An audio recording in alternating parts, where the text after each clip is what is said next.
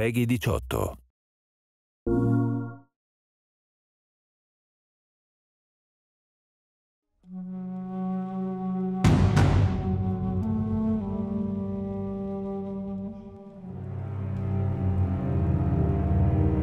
Don't make a sound.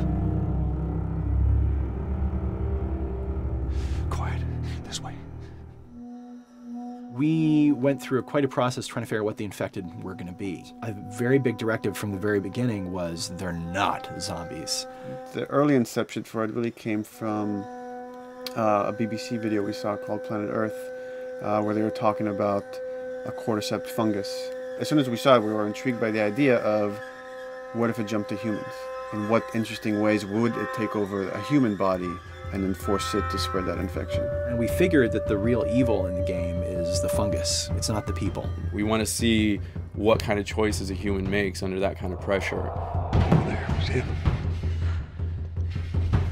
So as we're trying to develop the look of the infected, we went through so many different iterations. Some that looked really alien and subhuman, some that looked just essentially like zombies. And we couldn't find like an original place for them. But one of our concept artists took a bunch of images of diseases or images of fungal overgrowth, and he kind of mashed it all together and he threw it on this person. It was definitely very challenging to try to convert that 2D concept into 3D, getting kind of the feeling right from all different angles. This isn't some decaying corpse on the ground. This is a living thing that's going to be coming after you in the world. And it seemed so creepy and so unique that right away we gravitated towards it, and it's like, this is our base infected. Everything should kind of come out of this look.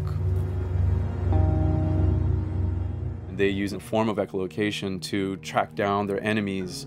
Just like bats or even some blind people can see by making a clicking sound. They're like, oh, what if they make this sound and now they can see in the dark? A sound that on its own wouldn't be very scary. And then to associate it with something that people in this world are very fearful of, so that as you're exploring an environment, all of a sudden you hear this click and you're seeing everybody just get frightened, just everybody duck, everybody hushes.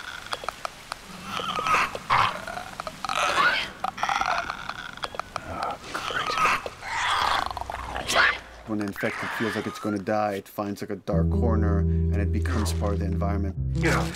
The fungus grows out of there, and if the fungus lingers there long enough, then spores will come out, and if people can breathe those spores, they become infected as well. Pretty much everyone in this world has had one of their loved ones at least become the infected, so they lost someone this way. It's a pretty brutal fate if you know, you're headed down that path. You've got some hard decisions to make.